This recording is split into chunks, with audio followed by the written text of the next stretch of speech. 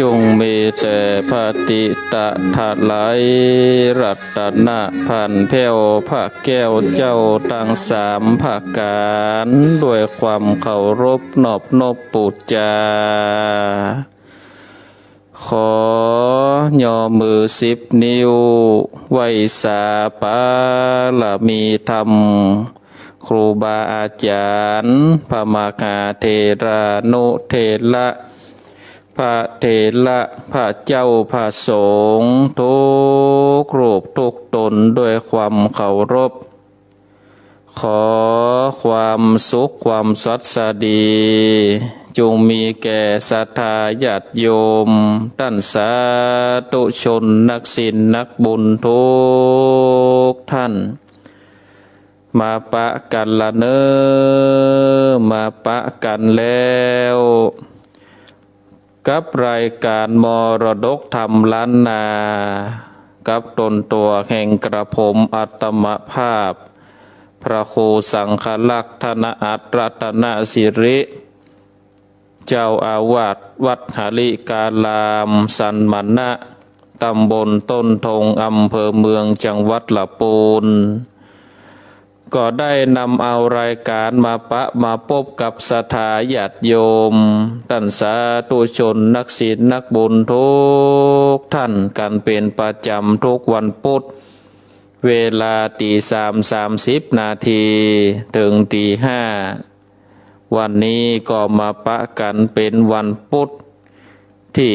6 เดือนตุลาคมพุทธศักราช2564มาพบกันแล้วกับรายการเทศน้ำเทศธรรมแบบปืนบ้านล้านนาฟังน้ำฟังธรรมกันเหมือนยามเจ้าวันนี้ก็เป็นวันพระวันศีลเป็นวันธรรมสวรรณะศรัทธาญาติโยมท่านสาธุชนท่านทั้งหลายก็ฟังน้ำฟังธรรมกันเหมือนยามเจ้านี่แล้วก็ได้เตรียมตัวไปใส่เข้าบาตรฟังน้ำฟังธรรมกันติวัดติวาแถมกำเนาะศรัทธาญาติโยมท่านทั้งหลายวันนี้ก็จะได้นอบน้อมเอาพระสัทธรรมเทศนาต่อจากวันพุธก่อนนางมโนลาปิ่นแก้ววันนี้ก็จะเทศน้ำเทศธรรมแบบปืนบ้านล้านนานางมโนลาปิ่นแก้วผูกต้น7เนื้อศรัทธาญาติโยมท่านทั้งหลายเนื้อความใจความจะเป็นจะใดก็ศรัทธาญาติโยมที่สดับรับฟังมาตั้งแต่พุทธก่อนก็คงจะจำกันได้ก่อนที่เขาจะได้สดับรับฟังก็เขาจะได้ไหว้พระก่อนเนาะศรัทธาญาติโยมจะได้ไหว้พระย้อมจิตย้อมใจกันก่อนเนอทุกท่านได้ประนมมือกราบ1กราบ2กราบ3อิมินาสกาเลนะพุทธังอภิปูชยามาอิมินาสกาเลนะธัมมังอภิปูชยามาอิมินาสกาเลนะสังฆังอภิปูชยามาอะระหังสัมมาสัมพุทโธภะคะวาพุทธังภะคะวันตังอภิวาเทมิกราบสวากขาโตภะคะวะตาธัมโมธัมมังนัมมัสสามิกราบ ส สุปฏิปันโนภะคะวะโตสาวกสังโฆสังฆังนามามิกราบนะโมตัสสะภะคะวะโตอะระหะโตสัมมาสัมพุทธัสสะนะโมตัสสะภะคะวะโตอะระหะโตสัมมาสัมพุทธัสสะนะโมตัสสะภะคะวะโตอะระหะโตสัมมาสัม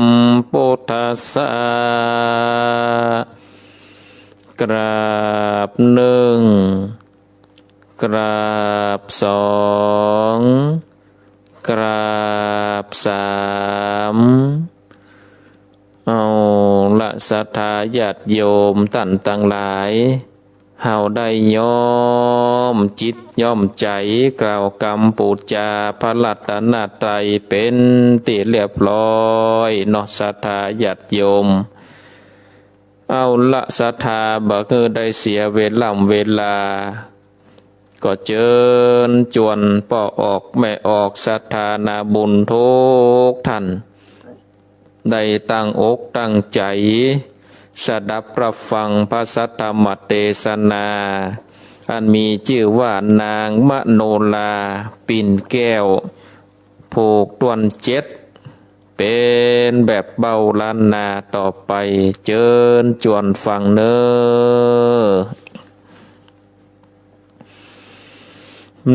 นะโมตัสสะภะคะวะโตอะระหะโตสัมมาสัมพุทธัสสะโสราจตังวัจจานังสนตัวภาโคสัมปันเตโลนทังกามไมกังนากาเลอันเทนเตอันเทอะญญังอาวุนโทมายานาทันเตสันตะวนโดลาสะโปเลสะตั้งหลายตั้งยิงใจมวลหมู่อันเข้ามาสู่อัลลามหาบศีลงาม8 งานแล้วนั่งอยู่ท่าฟังธรรมจงดาจำติดต่อตามบาทขอบาทเลวาโสราจันนังวัจจันนังสุตวาดังนี้เป็นต้นเมื่อนั้นเต่ายศใหญ่นาการลาจาฟังผ่านดงนานั้นใส่มาย่อมือไว้อันจุลีแล้วขออาวุธดีองค์อาจเกินนากะบวงบาทนั้นแล้วเจ้าเป็นเจ้าขอคำก็ไขกรรมตอบถอยโดยกรรมอ่อนอ้อยจะวานว่าดุราสกายพานนา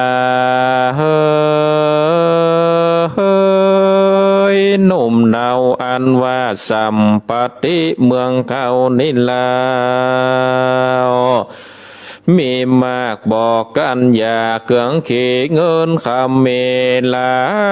ยแหล่คือมีจุแง่เวียงใจข้าเจ้าจะขออันใดขอใดเต้าเว้นไว้นากะบวงบาทอันนี้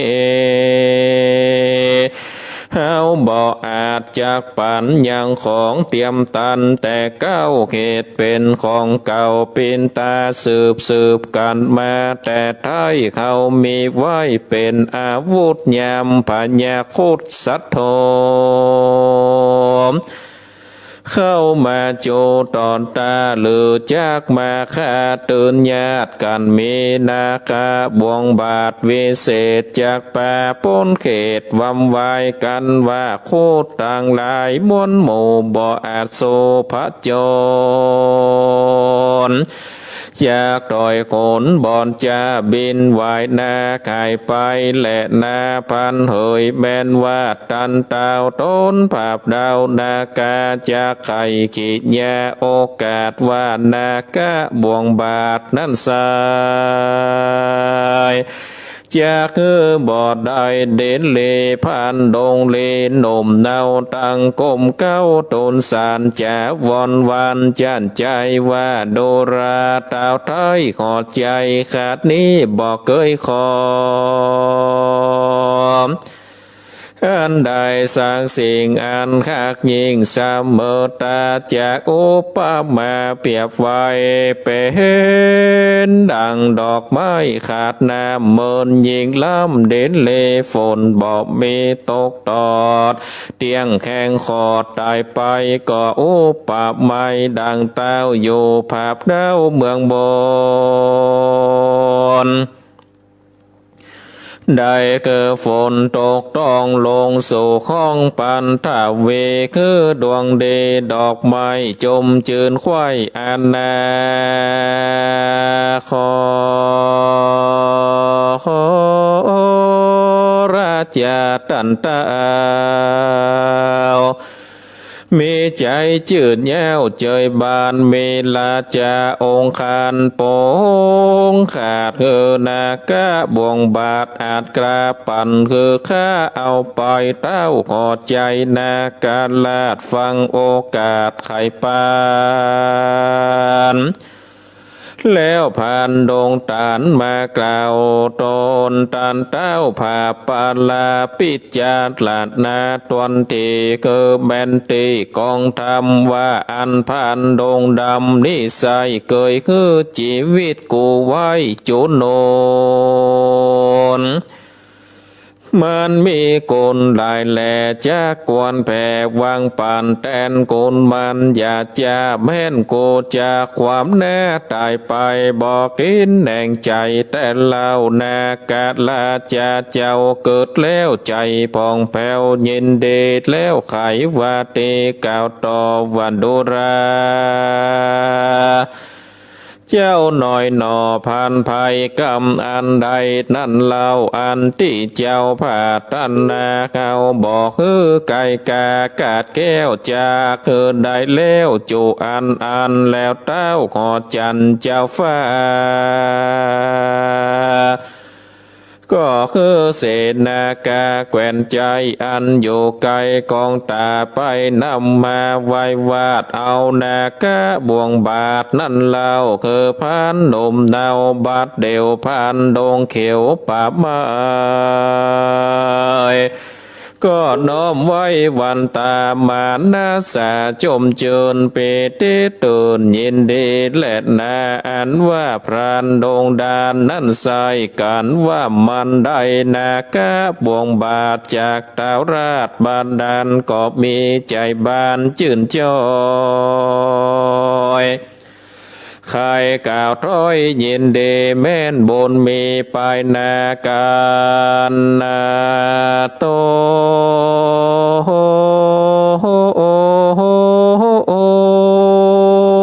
ข้าบอดตายจากผ่านภายมาไกลย่อมือไว้แตนโกนนะเป็นบนบอดหน่อยที่ดาวยอดซอยคนนาข้าขอดลาจากกองไป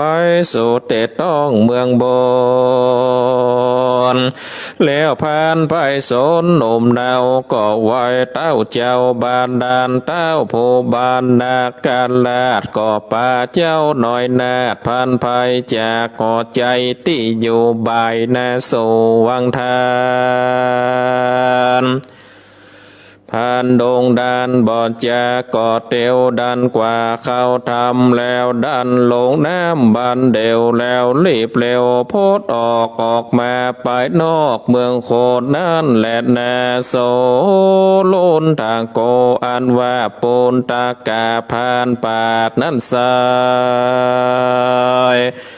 การว่ามันได้นากาบ่วงบาทจากเต้าลาดนากาก็รีบไกกาไต่เต้าไปสู่ที่เก่าเดิมทีคือที่นางกินนาเลมวนหมู่ลงมาสู่เดิมอ่อนผ่านดงดอนบอนจาโลบเข้าซ่อนป่าเฟยบังพอขาดยังนอนหนาวงามบ่อเศร้ามันโนลาอันเคยมาอาบน้ำทางวันก่อนพรำเคยขานนั่นแหละนาตาสามิงคะเนในขานานันลาวนางเจ็ดนอนหนาวเกณฑ์นาเลการเติงยามดีอาบน้ำก็พร้อมพรำเพียงการบินไปผันไว้วาดมาโดยลวงอากาศเวกโหนข้ามไปโสนลงโซในที่อยู่วังทานมีปาลิมานหลายหลากพันตัวกากเป็นไม้แวดล้อมใหญ่เป็นตานางนอดลาเกณฑ์นาเลปีขากมีทอดไว้แล้วลงโซน้ำใหญ่เล่นอาเพอจันลาบเย็นใจต่างจากไก่ของสาวสนันดาวดวงตาสนุกการม่วนเล่นเวทวิ่งเต้นไปมาแล่นนาตานตาในกาดละนั่นลาวพระหนุ่มเนาดงไผ่พกอยู่บอกไก่แต่สายอยู่คุ้มไม้เฟยนากันยามนโมอาบน้ำอยู่วังทานงามเจียงคานหลายแหล่บ่อนหนุ่มแก่เสมอกันผ่านดงตันสันพอขันนางน้อยหนอมันโนลางามปอตาเหมือนแต้มสองฝ่ายแก้มเหลืองลายบ่มีนางใดโลกตายมาเปรียบไว้นางมันโนลานางนี่นาเปิกแล้วกับเจ้าหนอกแก้วตาลงยานพันดงดันบ่จ้าออกจากป่าเฟยบางหมายใจยังนางนาดแล้วเอานากะบ่วงบาทนั่นลาวตั้งเกตเก่าอธิษฐานว่าแม่นสมปานจัดแล้วแข่งเจ้าหนอแก้วพุทธากับนางมโนลานอไทยได้สร้างไว้จอมกันการค้าภายผ่านนากะบ่วงบาทขอข้าได้กาดไก่กากันพันดงนากาวแล้วก็สัตว์นาคบ่วงบาทแก้วบาดเดียวบ่งบาทนั่นเร็วไววาดไปมัดนิ้วมือนางนาดมโนลาพันดงนาบอดจะรีบจากกว่าปานางลากเข้าดงขวางจันใจดันป่าไม้ดงเลนางบนมีลำลองสานันกองดงตันแลนนาตานสามิงกันเนในขาดนานั่นสายโยมนางนาดได้กินนาดลีพี่นางบนมีนอนลาขันนางแว่นฟ้ามันโนลาห้องเววาไม่มาดมีนากะบ่วงบาทจองห้อย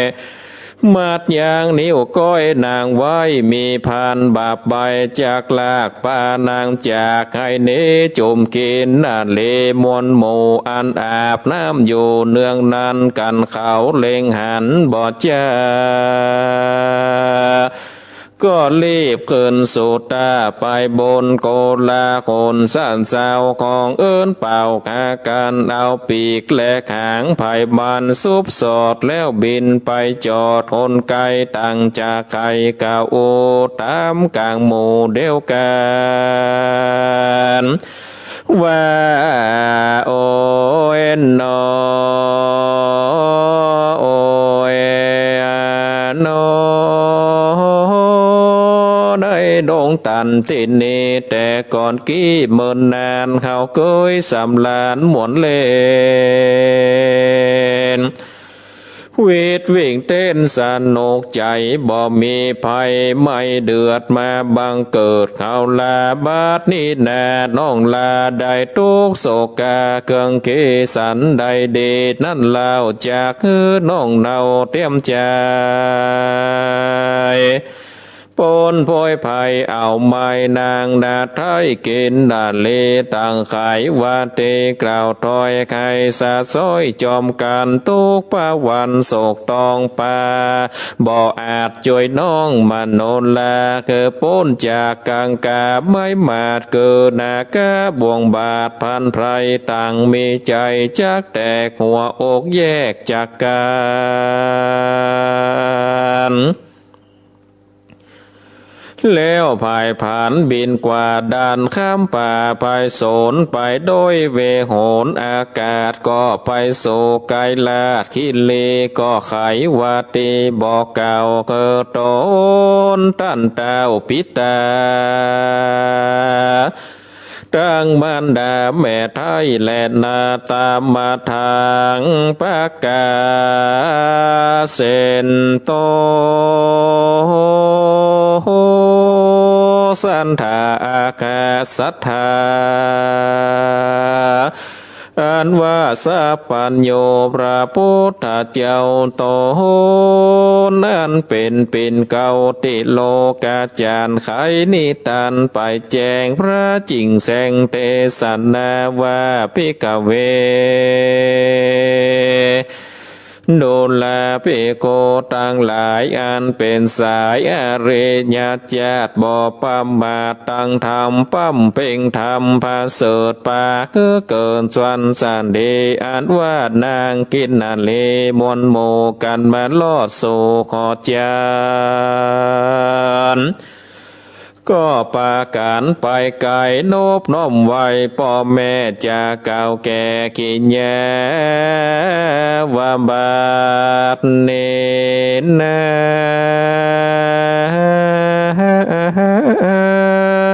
น้องลาไปแอวป่าดงดานมีพรานป่าสาวมาดป่าเจ้าเอาไปเข้าดงไผ่ป่าไม้เลือดเตี้ยงเอาไม้เครื่องเกจากตายหนีมวยมอดจากได้ลอดคืนมาขอบุญนาพ่อแม่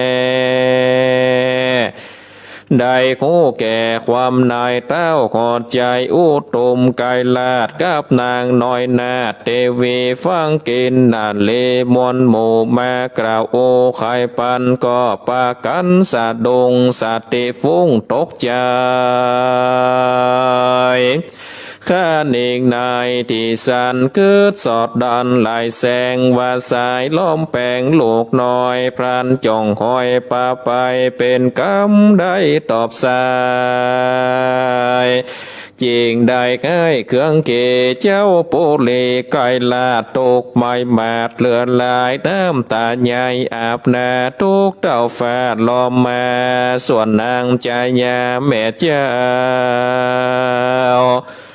โอ้ว่านอนเอามาโนลาได้เครื่องกาไม่มาดผ่านเก่าขาดป่าไปนางมีใจก้อนแหลกด่างอกจักแตกเป็นสองน้ำตาหนองอาบย้อยเลล่ำต้อยลายประกา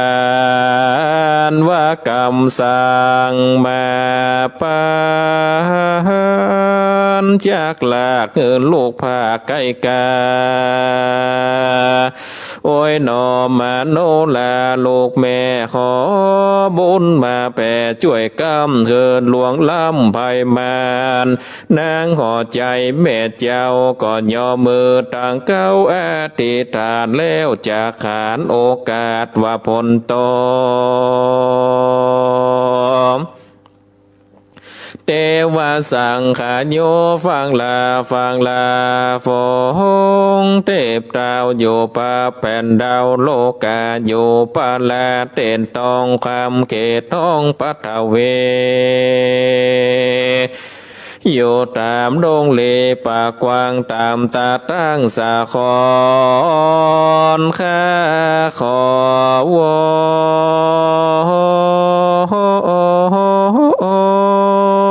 น อนเต้าเจ้าพอนางนอนเนามาโนลาอันพานดงนะหยาบจามัดนางนอนลาป่าไปอย่ามีภัยมาตองในแข่งของอินทรีย์อย่าได้เครื่องคิดต่ำก้อย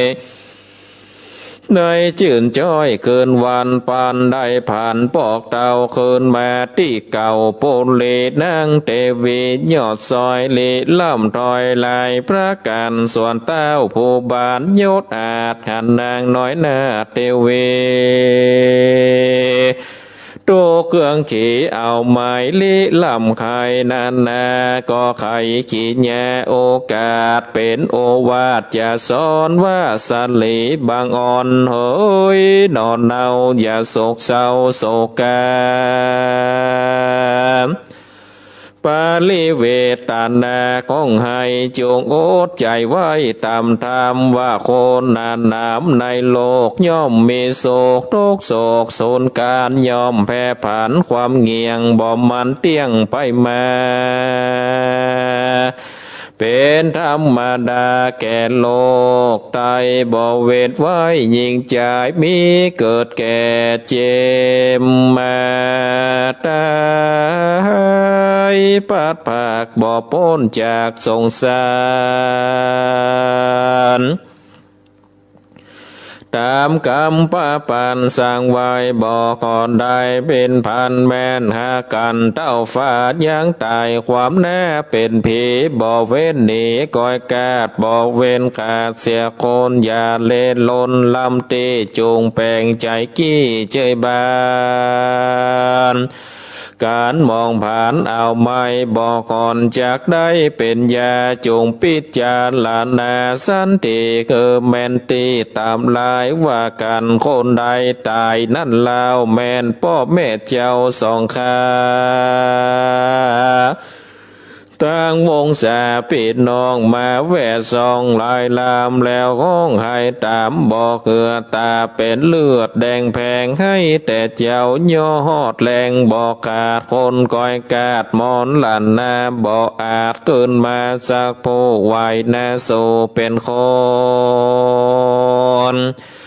เปกปอกตนแถมลาวเป็นดังเก่าเดิมเตนางเตวีน้อยนาดฟังตาวราชใครจะขันเองในสันติหันแมนเตกองเดนางเตวีนอนเนาก็ไข่มนเศร้ามองผ่านมีใจบานชื่นจอยบอดตามก้อยอันใดนั่นแหละนาตันตาในกาลลานั่นลาวนางนอนเอาเตวีก็จะกำดีโอกาสบอกเต้าราชสามีกาว่าจากไปแสวงหาลูกเต้าตามป่าเศร้าดงดอนบนเดิมอ่อนจัดแล้วบอกกาดแก้วไข่คนเตียงปาดลูกโต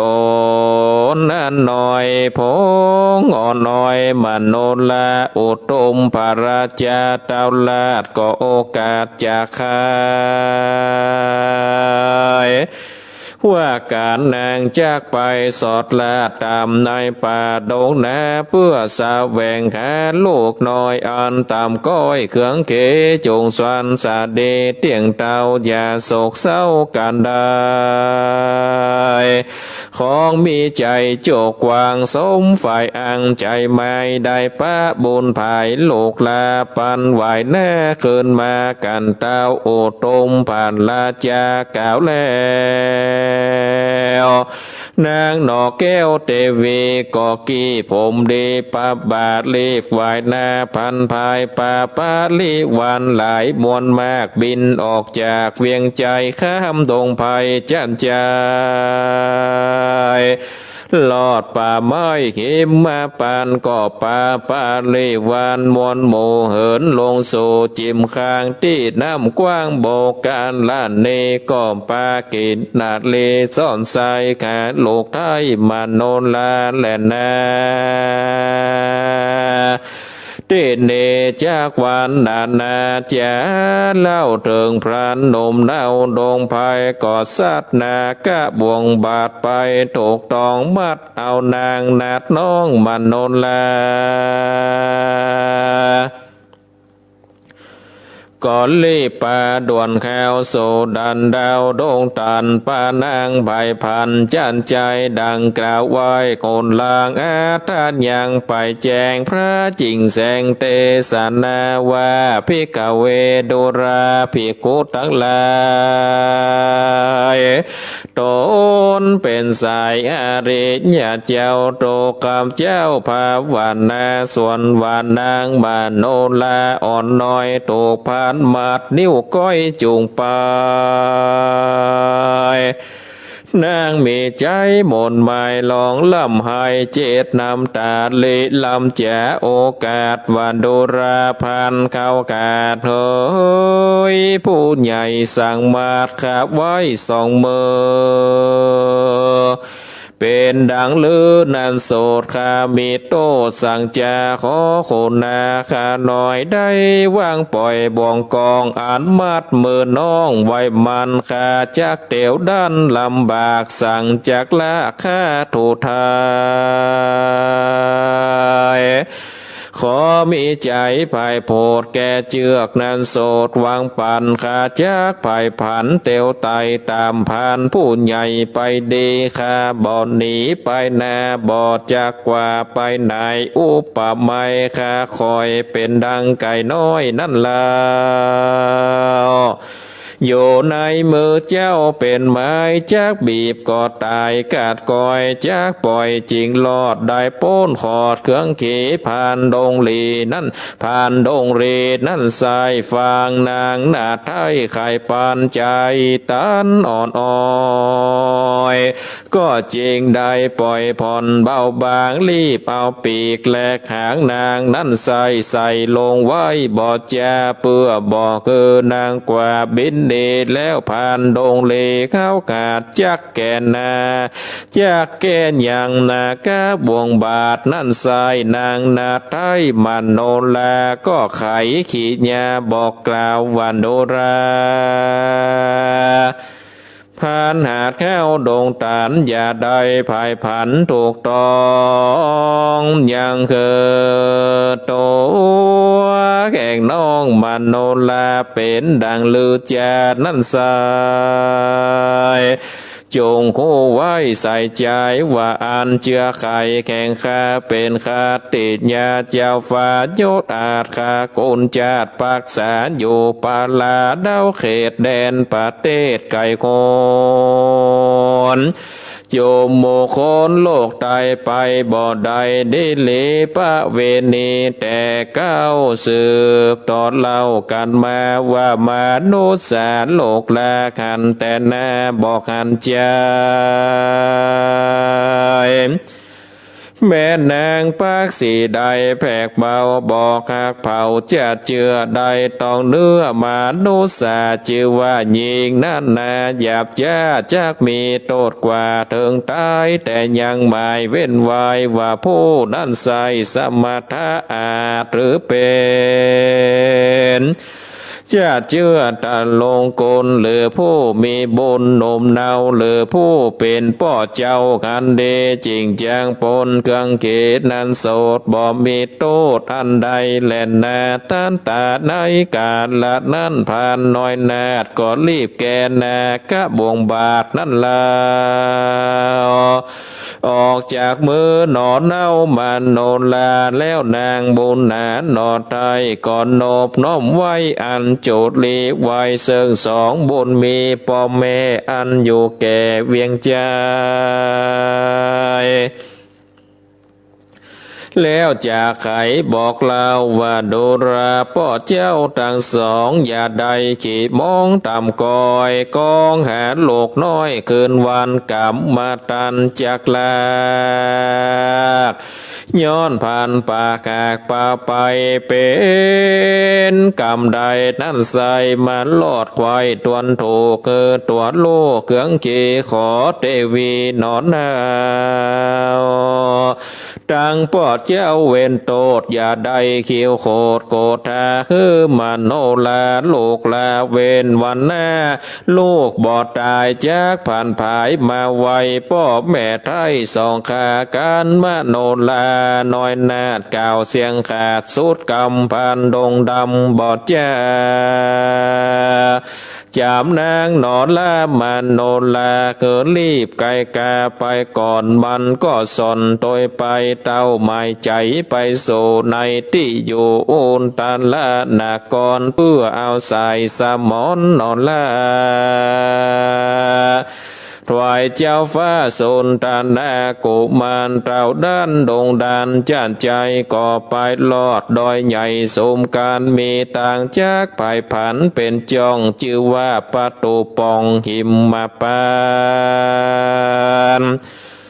นางโนงขานยอดซอยเกินนางนาดน้อยมันโนลาก่อนนำหนาเอาแก้วงามโลดแล้วชื่อมันนีเมฆาลาเอาฝากเทวดามวลหมู่อ่านคักษาอยู่ดงดอนแล้วนางก็คายกำวอนบอกเล่าว่าข้าแต่เทวดาเจ้าชูตนอ่านคักษาภายสนดันดาวขอจงฟังคำกล่าวขี้แยขอคุณนาขาน้อยอ่านทุกจอค่อยเกิงขีขอฝากมานี่เล่าคืออย่างพ่อแม่เจ้าบุญนาคอยว่าแม่ได้มาลอดโซในที่โยกิมมาปานขอไว้วานกล่าวจีเอาแก้วโลกนี้ตนแม่ขอบอกแก่ไข่กำว่าพันดงดำใจถอยป่าเอาลูกน้อยชื่อมโนลาด้านดงนาซื่อหน้าบ่แวกกว่าไปใดเขตนางจากไข่เจียวยังใดเอาแก้วนั้นใส่ฝากเทวดาไว้คือแม่ก็เพื่อจะเกิดแจงแก่เมตตนบอกถูกโจรจองคอยซอกแห่ลูกน้อยสายตาตามดงแน่เตือนทองในเตตต้องดงขวางเขตวัดตัวนางนั่นเราถูกพันป่าเศร้าป่าไปจากไปไหนไปโคนั่นแล่นนาเนทิตังขิญาสางวานานาวิเศษแจของเกตมโนลาผูกตวนเจ็ดยังไปสะเด็ดเมียนควายขอยังไว้เป็นหนก่อนแลก่อบังกรมสมเลศสะเดเอาละสัทธาญาติโยมท่านสาธุชนนักศีลนักบุญทุกท่านการได้เทศนาธรรม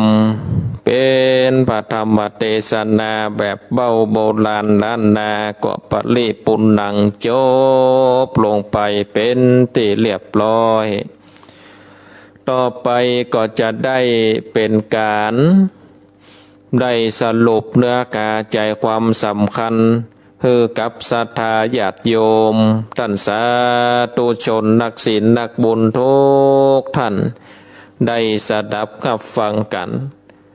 เพราะว่าเวลาก็เหลืออยู่พอให้พอดีตอนนี้ก็ตี4:10 นาทีศรัทธาญาติโยมท่านทั้งหลายอันว่าธรรมนางมโนลาปิ่นแก้วผูกต้นเจ็ดนี้ศรัทธาญาติโยมป้นก็กล่าวถึงยังพานป่าได้เข้าไปไหว้สายังพญานาคราชจุมปูจิตตาเนาะที่อยู่ในเมืองบาดาลพญานาคจุมปูจิตตานั่นก็ฟังยังนายพานมาไหว้ขอยังนากะบวงบาทว่าจะเอาไปขึ้นไปสู่เมืองมนุษย์โลกเมืองคนแล้วเต้าพญานาคก็ได้ว่าโอ้สหายนายพานเหยอันว่าบ้านเมืองของเฮานี่มีของทรัพย์สิ่งสลิงคารสัมปัตติมีนักหลายบ่ใจน้อย บอกว่าจะเป็นเงินคำกับแก้วเพชรนินจินดาข้าก็มีเต็มในเวียงนี่เต็มในห้องเต็มในคลังเจ้าจะขออันใดข้าก็ฮือได้หมดก็งดเว้นอย่างเดียวเพราะว่านากะบวงบาทนี่เป็นของที่สืบมาแต่เจนเหมาะเจนมอนสืบมาแต่เป็นขากุลงูนเง่าเป็นของเก่าแต่ป่อข้าได้ฮือมานี่ได้สืบมาไว้เป็นของบ่เก่าบ่เกื้อแล้วก็แถมยังนึ่งนั่นนี่เป็นอาวุธที่ใช้ป้องกันพญาครุฑซึ่งเป็นศัตรูเวลาพญาครุฑบินมานี่จะมาตื้นมาหยาดมายับเอาหนักกะลาดตั้งหลายเอาไปกินเป็นอาหารนี่ก็ยกเอานากะบงบาทนี่ขึ้นมาเอามันก็จะป้ายหนีไปมันก็บอกมาที่จะมายับเอาเนี่ยมันเป็นบุญเป็นกุศนะพานเฮ้ยข้านี่ก็คือไปบ่ได้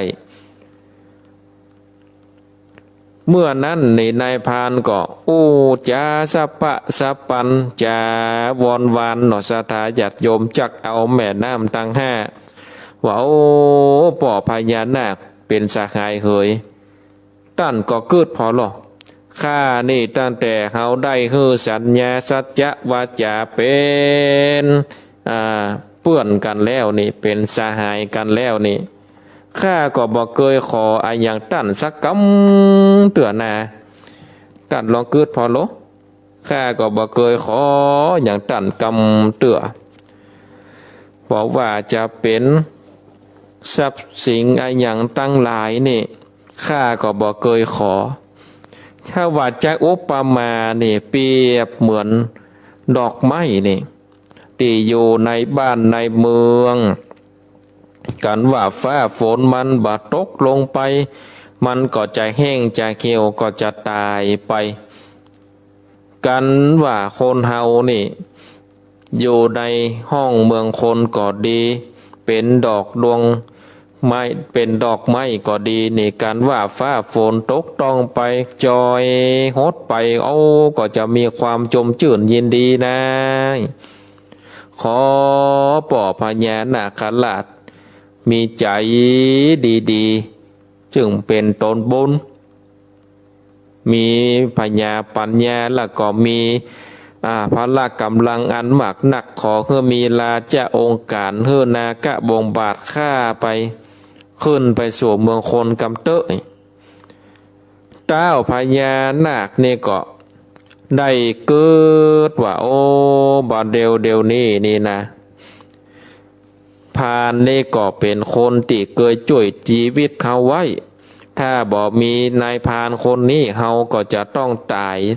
ข้างอยู่ในโบกสะคารณีอยู่ขั้นแล้วจากมันเถอะไหนก็ไหนละตอบแทนบุญแทนคุณกันก็จำเป็นได้เอาฮือก็เลยได้ตัดใจศรัทธาญาติโยมต่างๆหลาย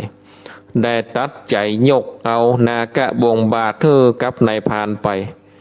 นายพานก็ว่าโอ้ตะวันแน่บุญมีไปต่างหน้าข้าก็จะปิกมาคืนเนอะเซียวเนอะเอาตามนั้นเนาะตกลงบายบายเนาะต่างคนต่างบายบายซึ่งกันและกันแล้วก็นายพานก็ปิกจากเมืองบาดาลขึ้นไปแล้วก็เตี้ยวหนทางไปเพื่อที่จะไปสู่ยังสะโบกคารณีที่ยังนางกินนารีตั้งหลายน่ะได้ไปอาบน้ำจำละผ่ำก็รออยู่ค่ะน่ะเนาะเพราะว่าตะวานี่นางกินนารีตั้งหลายก็แม่หรอรออยู่ขั้นวันก็บอกหัน2 วันก็บอกหันเพราะว่านางกินนารีตั้งหลายนี่ถึงวันพระวันศีลในก็จะลงมาอาบน้ำเตื้อหนึ่งหรอศรัทธาญาติโยมต่างหลายก็เลยได้ล้ออยู่ขั้นโอ้จนปอมนปอกายเนี่ยใดถึงบามาสักกรรมเตื้อเอ้าด้านไหนก่อนรอแล้วก็รอไปเมื่อรอไปนะจนถึง7 วันศรัทธาญาติโยมนางกินนารีตั้ง7 คนตั้ง7 ตนนั้นก็ปาปริวารได้ปันหนึ่ง บินมาตีข้างสะโบกกรณีก็ถอดปีกถอดหางลงเล่นน้ำเป็นไปอาบน้ำจำละล่างไปเป็นตีสนุกอกสนุกใจในกาละนั้นนี่นายพรานก็โยกเอานากะบงบาทเนี่ยขึ้นมาตั้งสัจจะอธิษฐานว่าหากว่าแม่นสมปานนางกับพญาสุตนากุมารนี่ได้เป็นกู้กันก็ขอคือยับได้กันว่าบาดใจเป็นกู้กันก็ขอคือได้กาดแก้วกันไปเหียจะไปคือมันได้ยับได้พานก็ตั้งจิตอธิษฐานนะศรัทธาญาติโยมตั้งจิตอธิษฐานเป็นที่เรียบร้อยแล้วก็เอานากะบวงบาทนั่นซัดไปต่างหน้านากะบวงบาทนั่นก็ไปคัดเอานางนี้เอานิ้วมือของนางมโนลาซึ่งเป็นน้องต้นเจ็ดนางมโนลาโดนหัดก็โอศรัทธาญาติโยมก็ห้องสนั่นก้องดพลในถามว่านะสนั่นก้องดงตันโอ้ก็คนโดนยับหนอศรัทธาญาติโยมแล้วก็นายพรานก็พดออกจากคุ้มโคมาเขามาจากหลากเอานางเฮือขึ้นฝั่งเมื่อนางมโนลาห้องดังอันแล้วปี่ยิงตั้ง6 คนกับปริวารก็ปากันตกใจสะดุ้งนะศรัทธาญาติโยมปากันสะดุ้งล่นขึ้นมาในบนบกแล้วก็ยุบเอาหางไผ่หางมันก็บินเลยบินหนีไปจนถึงเขาไกรลาดเมื่อไปถึงเขาไกรลาดแล้วนี่ก็เข้าไปไหว้สาป่อเป็นเจ้าป่อพญาชื่อว่าอุตุมไกรลาดเนาะกับนางมเหสีเขา2 คนก็ถามว่าได้สู่แปลงหน้าบะเหเจ๊กังอีลูกไหนมานี่เป็นอะไรยังเล่าให้ข้าฟังรู้นางกินนาลีตั้ง6 คนก็เล่าให้ป่อฟังว่าโอ้ป่อเหยบะเดียวนี่นะข้านี่ก็ปาปริวารกับน้องถึง6 คนน่ะได้ปากันไปอาบน้ำติสะโบกกรณีตามติปฏิบัติมาถึงวันน่ะแต่มีวันนี้เนี่ยเป็นโตจะว่าเป็นกรรมเป็นเวรอะไรอย่างบอกนะป่อเฮ้ยโอ้ตอยให้ตอยหรอกป่อก็ว่าสู่ให้อะไรอย่างเล่าให้ฟังมันเสียงรู้แล้วก็เล่าให้ฟังต่อไปว่าเนี่ยข้านี่ก็ไปนี่ไปเข้าไปก็พานก็สดออกมาเอานากะบงบาทประเดี๋ยวนี้นะยับเอานางมโนลานี่ยับเอาน้องไปแล้วนะป่อเฮ้ยประเดี๋ยวนี้นี่นะโอ้จะเงี้ยจะได้ข้าก็บ่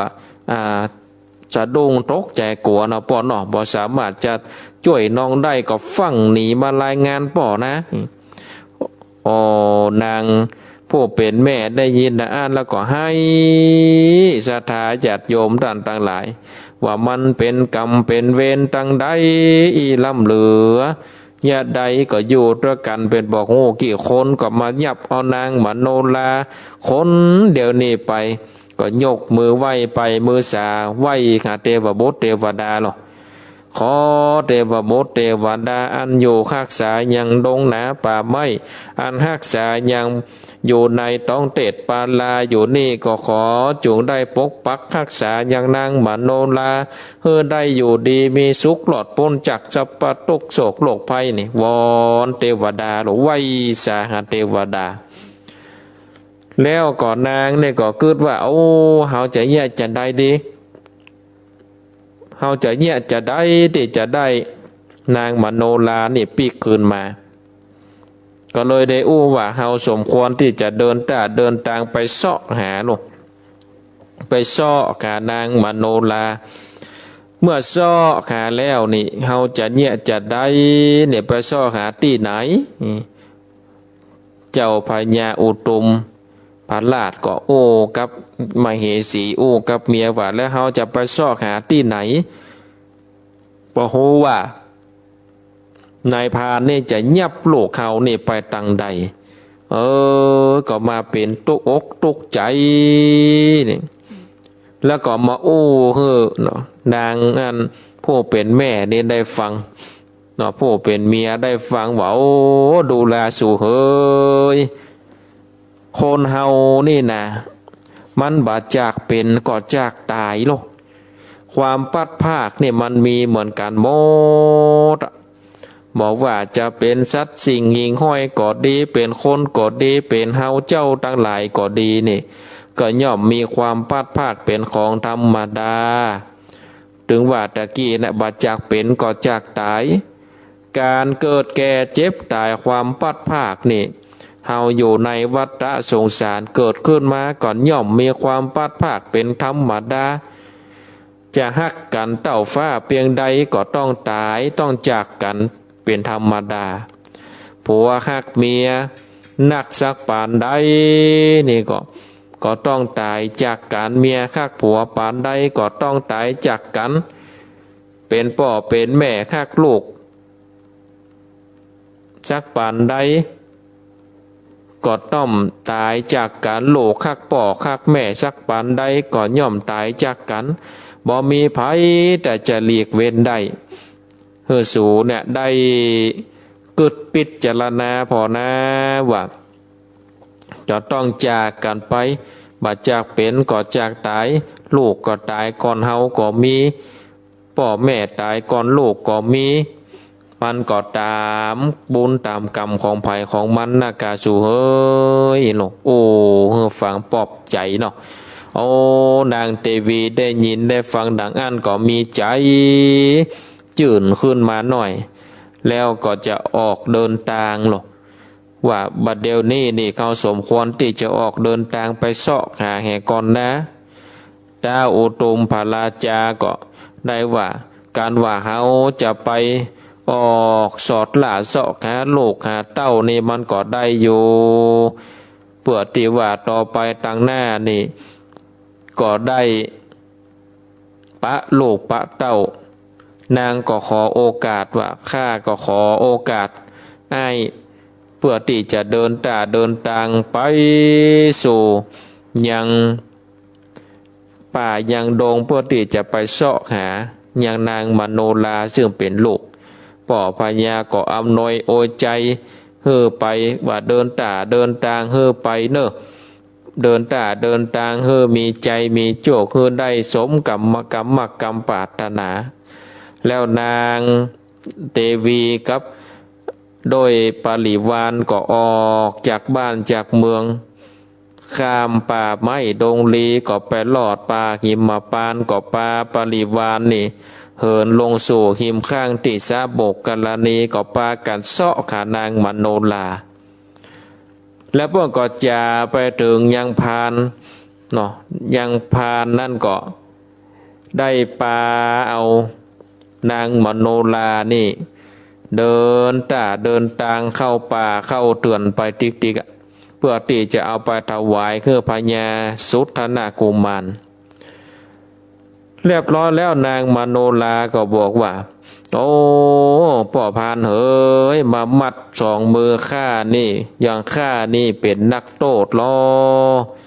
ข้านี่ก็บ่มีโทษอะไรอย่างซักอย่างขอป่อได้ปล่อยมือของข้าไว้เตอะข้าจะเตี้ยวก็ลำบากตันก็จะมาจักมาหลากข้าไปทางหน้าเนี่ยข้าก็เตี้ยวไปจะกินอะไรอย่างก็บ่ได้เนี่ยขอแก้เจือกไว้กำเตอะข้าเนี่ยจะเดินโดยตันนี่บันหนีไปทางใดอ่ะตันจะเอาไปทางใดนี่ตันก็เอาไปเตอะข้านี่เปรียบเหมือนไก่น้อยอยู่ในกำมือของตันเนี่ยจะบีบข้าก็ฮือตายจะคายข้าก็ฮือหลอดขอได้ปล่อยเจือกข้าเตอะข้านี่บอดจุบอดไล่ไผป่อพานเหยข้าได้เป็นตุกนายพานก็โอ้ถ้าจะเป็นแต่เนาะจากหลากมันก็บ่มีโทษอะไรอย่างสักอย่างมามัดมือตือแขนมันก็โอ้มันก็เป็นตุกถ้าเปิ่นมามัดมือเขานี่ก็มันก็จะเป็นตุกเหมือนกันเฮาก็จะเจ็บเหมือนกันนะ ก็เลยได้คายนากะบวงบาทออกมาแล้วก็นางเนี่ยก้อยเดินกันไปเรียบร้อยแล้วนี่นางมโนลาเนี่ยก็ได้ได้จ่าว่ากันว่าข้านี่นะดูในบ้านในเมืองก็ดีข้านี่มันมีอันอย่างหนึ่งบอกว่าถ้าบ่เจกู้กันหรือว่าบ่เป็นข้าเจ้าบริวารเนี่ยก็เป็นจัดเจือกษัตริย์หรือว่าได้รับอนุญาตจากป่อข้านี่นะบ่สามารถที่จะเข้าใกล้ตัวข้าได้หรอกมันจะฮ้อนอย่างฟืนอย่างไฟนี่นะไอ้หนูโอ้ดังอันกาการว่าได้เดินทางไปลอดแล้วศรัทธาญาติโยมต่างหลายนางก็ไหวหากูลป่อกูลแม่ว่าโอ้ป่อแม่เขยจัดนี้ข้าก็ถ้าจะเป็นเวรเป็นกรรมมาอย่างกายก็ได้มาโดนจักโดนลากโดนตื้นโดนหยาดไปและจะหยาดจะได้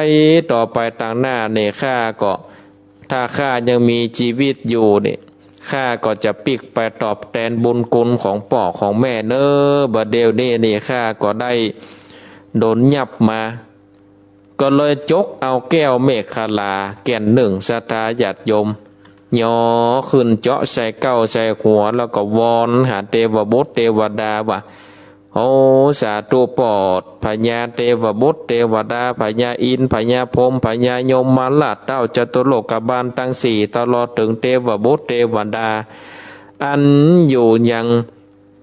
ในป่าในดงที่นี่ก็โดยอธิษฐานโดยเตียวโดยจนไปถึงประตูป้องหิมพานต์ซึ่งเป็นดอยมาสุ่มกันนางก็ฝากเทวดาว่าขอฝากแก้วนี่เนอะการว่าแม่ก็ดีป่อก็ดีได้เดินทางมา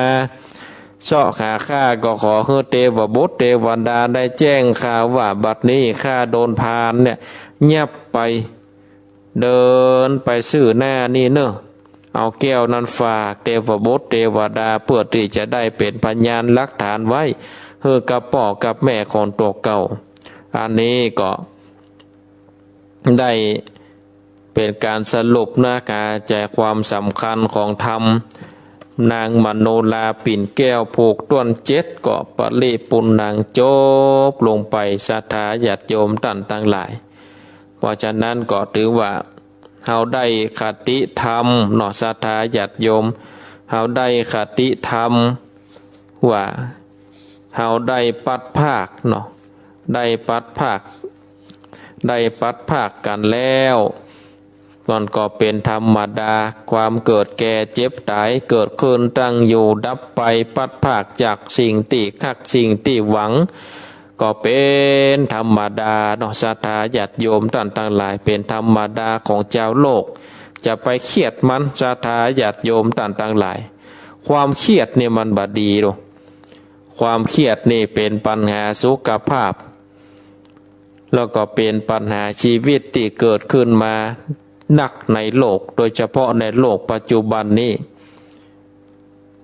โดยเฉพาะเมืองใหญ่ๆของประเทศที่พัฒนาแล้วหรือแม้แต่ประเทศที่กำลังพัฒนาคนในชาตินี่ที่เฮาได้เผชิญก็เพราะเหตุที่มีความเจริญด้านจิตใจบอดเต้าบอดตันความเจริญทางด้านวัตถุซึ่งมีกำลังหนักซึ่งในปัจจุบันความเครียดนี่คืออะไรหยังความเครียดก็คือการที่ร่างกายหรือจิตใจหรือว่าทั้งสองเกิดความเคร่งเครียดขึ้นเพราะเหตุปัญหาสุขภาพปัญหาเศรษฐกิจปัญหาชีวิตแล้วก็สิ่งแวดล้อมมีลักษณะเศร้าซึมท้อแท้หรือบ่สบายใจถึงกับฟุ้งซ่านทำให้กินบ่ได้นอนบ่หลับบางคนถึงกับรำคาญงุดงิดแล้วก็โคตรง่ายหรือว่าทำมือบางคนชอบเก็บตัวบ่อยากอยากจากับไผหากว่าความเครียดนี้เกิดขึ้นนักก็ทำให้ชีวิตบ่ปกติอย่างเช่นว่าเกิดเป็นโรคประสาทนั่งเมื่อมองใจลอยเกิดการเจ็บป่วยในที่สุดกินก็บ่ค่อยได้นอนก็บ่ค่อยหลับ ถึงแม้กระทั่งว่าได้กินยานอนหลับเป็นประจำถ้าบ่กินยานอนหลับก็บ่สามารถที่จะนอนหลับได้บางคนก็ถึงกับได้สู้ผอมลงไปต้องกินยาระงับประสาทเป็นประจำความจำเสื่อมสมรรถภาพของสมองความว่องไวของร่างกายก็ลดลงไปบางคนก็ถึงกับต้องไปหาหมอเป็นประจำถ้าความเครียดเป็นอยู่ได้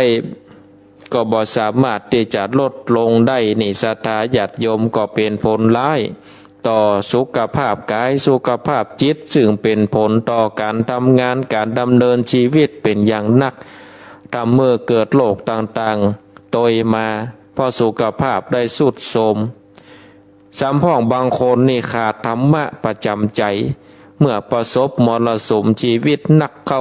าก็หาทางออกบ่ได้หรือหาทางแก้ไขบ่ได้ถึงกับต้องได้ป่วยลงไปได้เข้าโรงพยาบาลบางรายก็ถูกหมอได้สั่งพักงานหรือบือบอ้านก็ต้องลาออกจากงานเพราะว่าทำงานบ่ได้บางคนถึงกับเป็นโรคจิตโรคประสาทหรือวิกลจริตไปและที่หนักที่สุดในปัจจุบันก็คือการฆ่าตัวตายเพราะว่าในถึงวันนี้ก็มีนักขึ้นศรัทธาญาติโยมก็เพราะว่าประชาชนก็ต้องได้ต่อสู้ชีวิตแล้วก็มีความเป็นอยู่อย่างหนาแน่นนี่ศรัทธาญาติโยมต่างหลายความเครียดนี่เกิดมาจากอะไรอย่างทุกสิ่งทุกอย่างมันมีเหตุถ้ามีเหตุเกิดแล้วมันก็ต้องเกิดถ้าเหตุมันดับมันก็ต้องดับหายไปตามหลักพระพุทธศาสนาเปิ้นได้อู้ได้จ่าไว้จะอีกเหตุของความเครียดนั้นมีหลายอย่างศรัทธาญาติโยมเกิดจากการหับภาระงานอันนักเกิดจากการได้คับแค้นใจก็ดีเนาะเกิดจากภาวะครอบครัวก็ดีมีสัพพะสัพปันร้อยอันปันอย่าง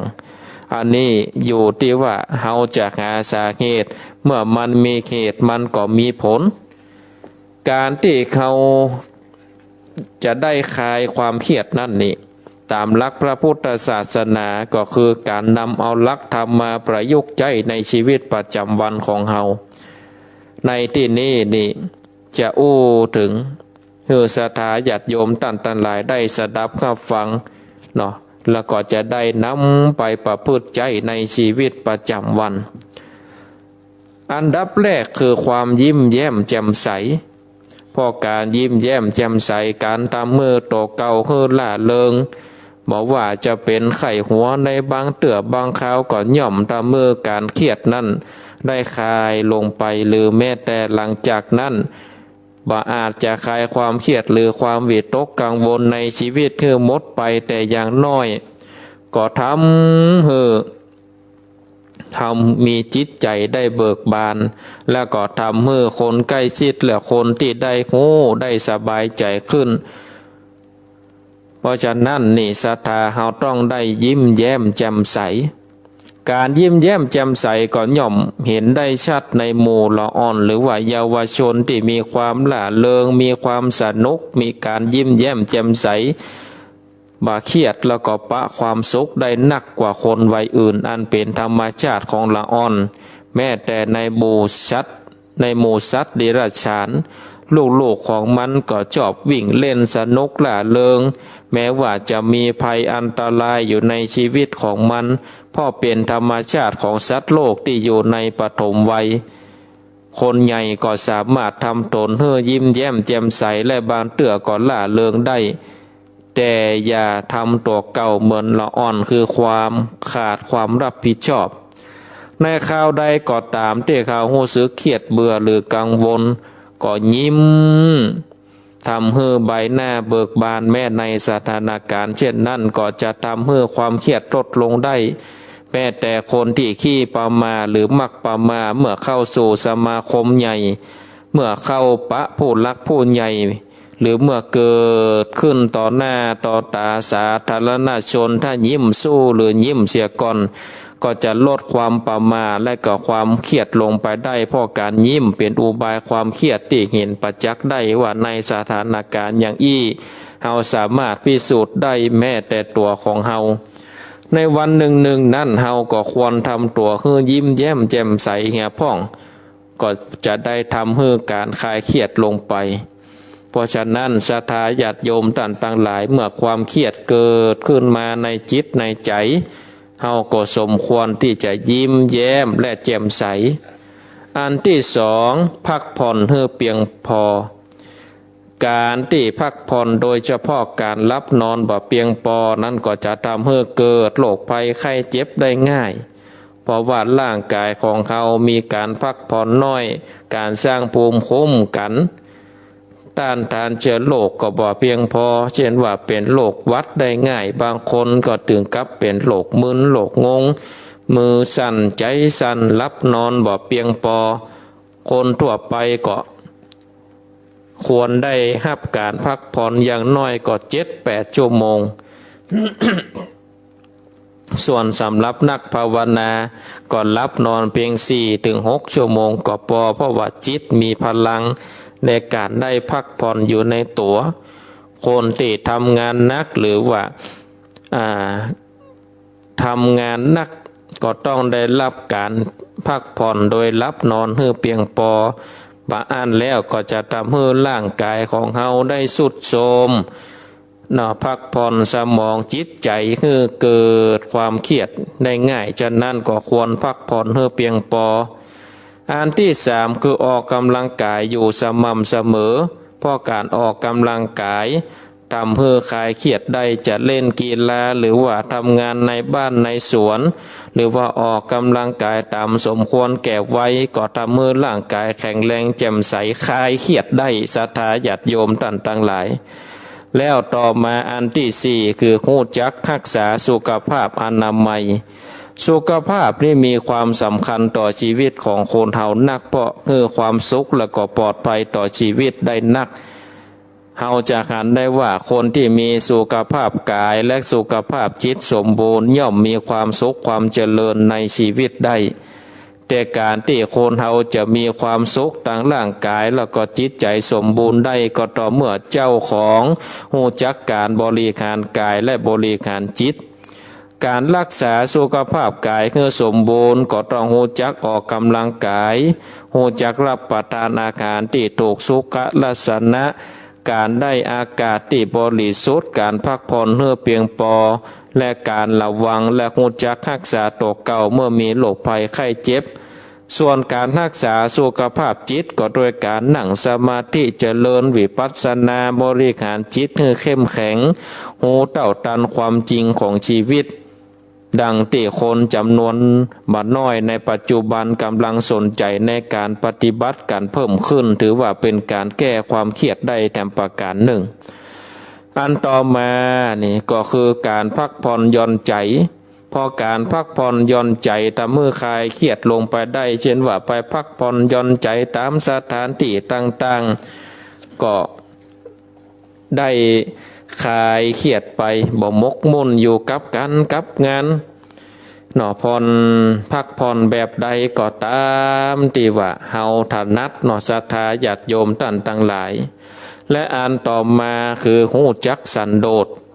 การสันโดษพอใจด้วยการของตนที่มีอยู่แล้วก็ได้มาบ่โกงกินบ่ลักขโมย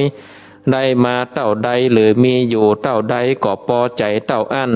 บ่กระตือรือร้นจนเกินกำลังและความสามารถของตัวเก่า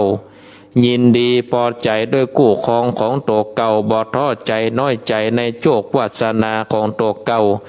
แต่พอใจอยู่เสมอกับฐานะและภาวะของตัวเก่าแสวงหาแต่สิ่งยุติธรรมและสุจริตสิ่งที่บ่ได้บ่มีก็ได้ก้อยเสาะแสวงหา ไปตามความเหมาะสมและตามกำลังความสามารถของตัวเก่าคนที่มีลักษณะสันโดษก็มีความเบิกบานใจเป็นสุขบ่เคร่งเครียดเพราะความสันโดษนำความปราบปลื้มใจมาคือดังที่พระพุทธองค์ตรัสว่าความสันโดษเป็นยอดแห่งทรัพย์เพราะฉะนั้นลักษณะสันโดษก็ทำเมื่อคนมีความสงบสุขแล้วก็บ่มีความเครียดในชีวิตประการต่อมาคือรู้จักประมาณในกุยัง เมื่อหูจักปอนดีในการทำงานหูจักปอนดีในการใช้ใจในการพักผ่อนในการอยู่การกินถ้าคนเฮาบอกหูจักประมาณทำอะไรอย่างเกินปอนดีหรือนักเกินไปหรือน้อยเกินไปก็จะเกิดความทุกข์ยากเดือดร้อนและก็มีความเครียดตัวมาอย่างเช่นว่าทำงานนักเกินไปบอกค่อยมีเวลาพักผ่อนนักเกินไปเล่าเรียนค่ำเข่งนักเกินไปนอนน้อยเกินไปหรือนอนนักเกินไปหรือแม้แต่มีความเพียรนักเกินไปในการทำสมาธิก็เกิดผลเสียทั้งหมดนะศรัทธาญาติโยมการแก้ความเครียดก็ฮู้จักประมาณในการทำกู้ยังฮู้จักประมาณในตัวเก่าอันนี้ศรัทธาญาติโยมท่านทั้งหลายก็ฮู้จักประมาณในตัวเก่าอันนี้ก็อู้จ๋าคือกับศรัทธาญาติโยมก็ยังบ่จบเด้อนะก็ละไว้ก่อนเนาะวันพุธหน้าก่อยมามาจากันแถมศรัทธาญาติโยมสำหรับวิธีการคลายเครียดเนาะเกิดจากความเครียดอย่างเช่นศรัทธาญาติโยมก็ฟังน้ำฟังธรรมฟังธรรมะก็คลายเครียดไปเนาะศรัทธาญาติโยมคลายเครียดไปได้ฟังครูบาอาจารย์ได้นำธรรมะมามาจามาเล่าให้กับเขาท่านทั้งหลายก็สามารถคลายเครียดไปศรัทธาญาติโยมเอาละเนาะศรัทธาท่านทั้งหลายมาเหลวพอเวลาก็มีเวลาเหลืออยู่พอประมาณก็จะได้เปิดสายเนาะเปิดสายคือศรัทธาญาติโยมท่านทั้งหลายได้โทรมาแจ้งผลการนับฟังโทรมาโทรมาจ่าได้เนอะที่เบอร์โทรศัพท์0865878177จะเปิดสายแล้วศรัทธาญาติโยมอยู่ตังใดก็โทรมาได้เนอะโทรมาแจ้งผลการนับฟังโทรมาโทรมาจ่าได้เลยศรัทธาญาติโยมท่านทั้งหลายโทรมาได้เลยอยู่ทางใดก็โทรมาได้เลยเนอะศรัทธาญาติโยม0865878177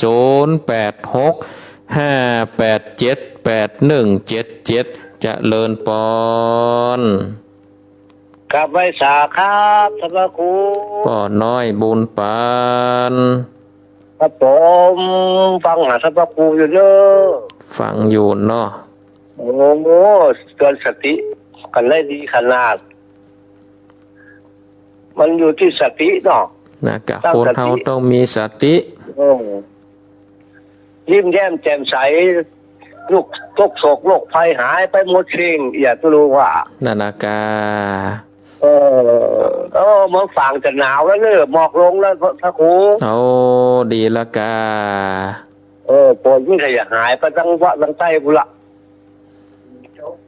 เริ่มเย็นดีเนาะสาธุโมทนาครับผม สาธุครับสายต่อไปเจริญปอนว่าสัจจาธรรมโสแม่วิอินอยู่เสมอฟังอยู่นะเจ้าฟังอยู่ชัดเจนดีเนาะชัดเจนอยู่เจ้าลูกจะไปได้ดีแม่ก็พิจารณาอยู่เนาะนั่นนะกะจะได้ดีก็หวังได้ดีก็ฟังต่อไปผูกแปดผู้นาเจ้าไปสาธุเจ้าสาธุโมทนาสาธุ0865878177จะเลินปอนจากได้สาเจ้าท่านพระครูหนองบัวชัยปราการเจ้าจำได้อยู่จ้าจำเสียงได้อยู่เจ้าฟังแต่เจ้าแล้วเนอะจ้าเจ้าฟังจากพระบาทอุดมจ้าตุโมทนาเนอเจ้าทำกำลังม่วนได้กับโจ๊กพอดีเนาะกำลังม่วนฟังกันต่อไปนะเจ้ากับได้สาเจ้ากำลังใจกันนะเจ้าบุญรักษาเจ้าสาธุสาธุเจ้า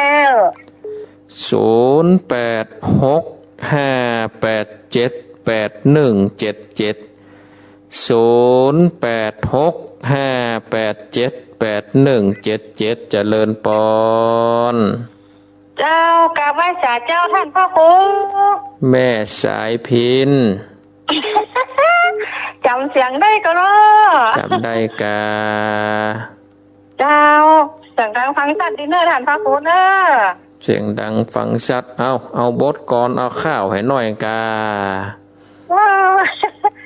ขอกราบไหว้สาครูบาสังฆะบัลละอยู่ท่าดาฟังเมื่อตื่นแต่เจ้าแล้วพระอาจารย์เราฟังจังธรรมผ่านพระอาจารย์มาอูคนฟังกังหลายมีใจจื่นสู้ขอฮือกำจูอย่าละน้ำทำคำสอนขององค์ท่านพระได้หู้เหตุตนผลความกูคำกูเจ้าฟังเป็นประจำมันใดมาได้ฟังมันก็ง้อมท่านพ่อครูเจ้า สาธุโมทนา เจ้าหมูให้กำลังใจท่านพ่อครูเนอะไม่ขอพ่อคุณท่านพ่อครูเนอะไม่ฟังจากเจ้าแหละเจ้า บุญรักษาเนอ เจ้าสาธุเจ้ากราบไหว้สาเจ้า0865878177เจริญปอน ไหว้สาเจ้าท่านพ่อครูเจ้า แม่จันทิพย์ ขอบคุณนะเจ้าวันนี้กลับได้เจ้า จังสลับกันกับหนองบัวแสปราการเนี่ยนะ เจ้าไอ้ทำกำลังม่วนละเจ้ากำลังม่วนดีกำลังได้เก่งเรื่องก้านี่เตะทำ เจ้าวันพุธ ฟังกันโกตนโกองอ่ะเนอะ เจ้าไหว้สาเจ้าสาธุโมทนา เจ้าหับสายต่อไปเจริญปอน เจ้าสาธุเจ้าจากต่างใดแม่น้อมแต่จ้างเรียงหนองรองเจ้าชัดเจนดีก่อชัดเจนดีฟังธรรมกับม่วนฟังธรรมก็ม่วนดีฟังกันไปเรื่อยๆนะเจ้าวันนี้สำลูกเจ้าน้ออย่าได้ไปวัดแต่กะวันนี้วันพระวันศีลเดือน12ดับเจ้าสาธุโมทนาฟังกันไปเรื่อยๆเนอะสาธุเจ้าสาธุ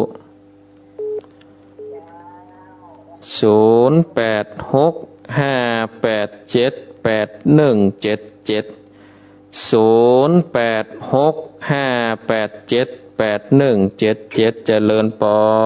นไหว้สาเจ้าท่านพระครูแม่จันเจ้าหาเรื่องที่มันสนุกสุขเสริญเลินเริงใจอย่างนะนั่นนะกะไปงมอยู่กับความเศร้าก็เสียดายชีวิตนะเนาะเป็นเรื่องเป็นเล่าอย่างนั้นเนาะบ่ได้การสักห้อหมออย่ามาเป็นโรคซึมเศร้าชีวิตนี่มีความสุขอ่ะนั่นนะกะวิทยุบ่ฟังนี่เนาะฟังวิทยุเล่นไลน์อันใดเป็นนี้ไข่โหปล่อยอารมณ์ไปผ่องนั่นกันเนาะกันนั่นนะกะ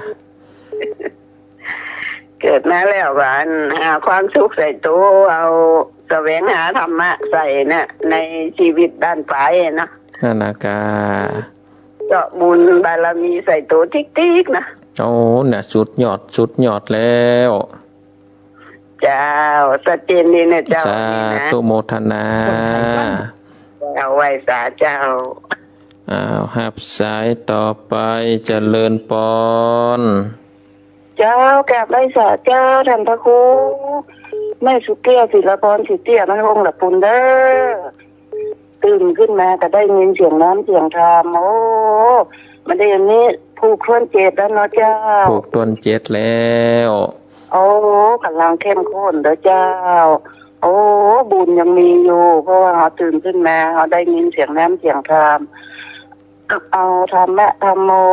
พระพุทธพระธรรมพระสงฆ์เนี่ยเป็นที่จ้างที่เพิ่งเด้อท่านพระครูสาธุโมทนาเฮามาได้เครียดอันยังสักอย่างเด้อเจ้าท่านพระครูเจ้าบุญรักษาเด้อสาธุเด้อเจ้าเด้อ086-587-8177เอาฮับเพื่อได้10สายนะเจริญปอนเจ้าไว้แต่เจ้าท่านพระครูเจ้าจากต่างได้ได้มาเจ้าโอ้มันมีคติสอนใจดีเจ้าสาธุเด้อท่านเจ้าสาธุฟังกันไปเรื่อยๆเน้อเจ้าฟังพระพุทธเจ้าสาธุเจริญปอนไม่แผ่เจ้าท่านอยู่ต่างได้น้ำลาดเจ้าไม่ใส่น้ำลาดเจ้าน้ำลาดจอมตองเนาะเจ้าชัดเจนดีด้วยเจ้าสาธุโมทนาเจ้ากำลังใจท่านเลยเจ้าสาธุบุญรักษาเน้อเจ้าสาธุไว้แผ่เจ้าสาธาญาติโยมขออนุญาตยกหูก่อนเนอะขออนุญาตยกหูก่อนเพราะว่าเวลาก็ไล่หลังมานี่แล้วสาธาญาติโยมก็จะสรุปสายก่อนเนาะสายแรกนั้นก็จากป้อน้อยบุญปันมโนครอำเภอฝางก็ชัดเจนดีสายที่สองจากแม่อุ้ยอินบ้านแม่สาบเสมิงนี่ก็ฟังอยู่เป็นประจำก็สาธุโมทนาเนอะสายที่สามจากหนองบัวชัยปราการฟังชัดเจนดีสายที่สี่จากแม่สายพินเมืองปานอันนี้ก็ชัดเจนดีศรัทธาญาติโยมนี่เป็นข้าวเป็นเครือแม่สายพินเมืองปานสายที่ห้าแม่จันทิพย์วัดเกตการามสายที่หกจากตาจ้างเวียงหนองล่องสายที่เจ็ดจากแม่จันเรือนใสสายที่แปดจากแม่สุกแก้วบ้านศรีลาพรศรีเตี้ยอำเภอบ้านโฮงสายที่เก้าจากอำเภอแม่วางและสายสุดท้ายสายที่10จากแม่สายเนาะน้ำลัดจอมตองนี่ศรัทธาญาติโยมก็สาธุโมทนาที่โทรมาแจ้งผลการนับฟังโทรมาโทรมาจ๋าแล้วก็ศรัทธาญาติโยมท่านสาธุชนที่เข้ามารับชมรับฟังในการถ่ายทอดทางระบบอินเทอร์เน็ตทาง Facebook ไลฟ์แล้วก็แสดงความคิดเห็นก็สาธุอนุโมทนากับทุกท่านทุกคนแล้วก็ขอบคุณอนุโมทนากับเจ้าหน้าที่ทุกท่านทุกคนที่ได้เปิดเครื่องวิทยุศรัทธาญาติโยมได้ยินเสียงนำธรรมคำสอนแบบปืนบ้านล้านนาตั้งแต่เจ้ามาแล้วบัดนี้เวลาก็ล่วงเลยไล่ก้นมานี่ละนาศรัทธาญาติโยมท่านต่างหลายเนาะเวลาก็ไล่มานี่แล้วก็ศรัทธาญาติโยมที่ฟังอยู่ก็วันพุธเนอะศรัทธาท่านต่างหลายเนาะวันพุธก็มาพบกันเวลา3:30 นาทีถึง5อยู่ด้วยกันทุกวันพุธอยู่ด้วยกัน1 ชั่วโมงเกิงในเมื่อยามเจ้าเพื่อที่จะได้เป็นการย้อมจิตย้อมใจได้เตรียมตัวได้ทำการทำงานของแต่ละวันมีครูบาอาจารย์ได้สลับสับเปลี่ยนกันมาคือธรรมะเอาละเนาะศรัทธาญาติโยมท่านต่างหลายวันนี้ก็รายการมรดกธรรมพื้นบ้านล้านนาดำเนินรายการโดยอาตมภาพพระครูสังฆลักษณะอัตรัตนาสิริวัดหาลีการามสันมานะตำบลต้นทงอำเภอเมืองจังหวัดลำพูนก็ได้นำเอารายการได้มาพบกับศรัทธาญาติโยมจนถึงเวลาปังสุดปังซอยในวันนี้ขอความสุขความสวัสดีจงมีแก่ศรัทธาญาติโยมท่านสาธุชนนักศีลนักบุญทุกท่านขออานุภาพพระพุทธรัตน์เป็นฉัตรแก้วคุ้มให้แคล้วคลาดทุกภพสุขผองอานุภาพพระธรรมรัตน์ดังฉัตรทองช่วยปกป้องคุ้มกันภัยอันตราย